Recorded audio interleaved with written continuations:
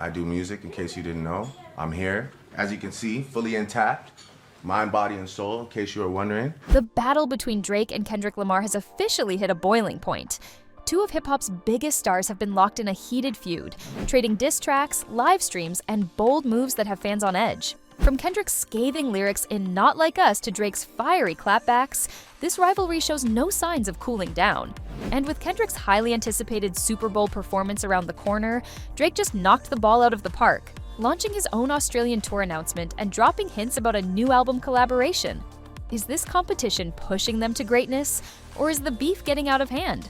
It's time to find out. I wasn't waiting for him. He's talented. Drake is dope. Undeniable. Yeah. But what's happening here?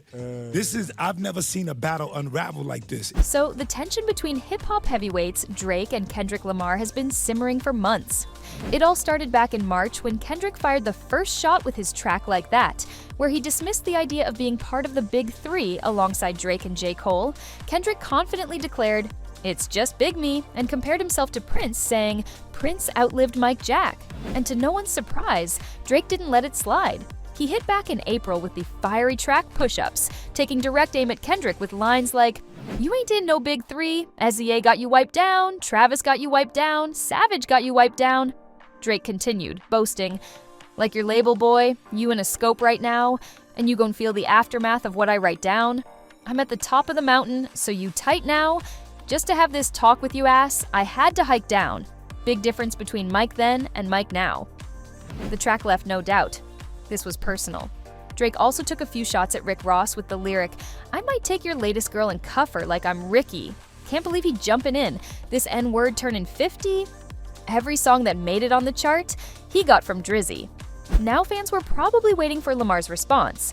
But Drake fired once again with the since-deleted song Tailor-Made Freestyle, in which he accused Lamar of not responding to his original diss simply because he didn't want to interfere with the release of Taylor Swift's The Tortured Poets Department. Drake said, "Now we gotta wait an effing week cause Taylor Swift is your new top, and if you bout to drop, she gotta approve."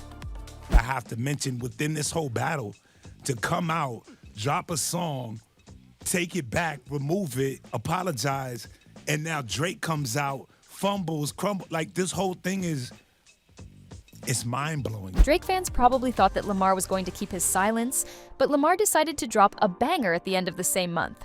His song Euphoria came out where he took shots at Drake's parenting, singing, "I got a son to raise, but I can see you know nothing about that." His rumored plastic surgery singing, "Didn't tell him where you get your abs from," and lastly, his rap abilities in the lyrics, "You not a rap artist, you a scam artist with the hopes of being accepted." Of course, Drake wasn't going to sit while someone took jabs at his parenting style, so he did the same. He came after Lamar's relationship with his fiancée and implied that his son was actually fathered by his manager in the track Family Matters. He sang, "You the black messiah wifing up a mixed queen and hit vanilla cream to help out with your self-esteem? On some Bobby shit? I want to know what Whitney need." And, "When you put your hands on your girl, is it self-defense because she's bigger than you?" Now, the two have been taking jabs at each other throughout the year. And in case you don't know, Kendrick will be performing at the 2025 Super Bowl's halftime show. Fans think that decision stung a little, because Drake's dead set on proving himself as the better guy. He recently announced his first tour in Australia in 8 years on the same day as Lamar's performance. He said, "I'm just going to go to Australia for now. It's been 8 years. I love it there." Now Drake can do all the tours he wants, but there's no changing the fact that Dot kinda ended his career with Not Like Us, and that's exactly why Drake couldn't help but finally address the viral diss track in a recent stream. He said, "You need facts to take me out. Fairy tales won't do it." And then after the stream with QXC, then we hear about the lawsuit. Mind you, why aren't you going on streams with Kai Cenat and going on streams with academics who, specifically academics who is like your promo partner? Now Drake did accuse Kendrick of defaming him with deceptive lyrics, but many fans see this as Drake playing the victim. What's more, during the live stream, Drake compared his upcoming Australia tour to Kendrick's highly anticipated Super Bowl performance, sparking speculation. Fans believe the timing of Drake's tour announcement was no coincidence, and that it's part of a ploy to overshadow Kendrick's spotlight. Drake added fuel to the fire by making several announcements during the stream. And for many, it felt less like career moves and more like a bid to compete with Kendrick's growing hype. Because I'm excited. But February 9th, for anybody that's watching from Australia, I'm coming back to Australia the first time in 8 years. What's more, during the live, Drake went on to announce that his collab album with Party Next Door is 75% done. According to fans, announcing this was supposed to be something big for Drake, but the way he did it was very lame. What else? Update, Party Next Door album. Me and Party's album, like 75% done. Shout out to PX, cooking right now. Album sounds incredible. And so the entire stream led people to believe that Drake was too caught up in jealousy and competition with his fellow rappers. So instead of doing something for his career, he's actually just a petty teenager. I always have a problem making short albums.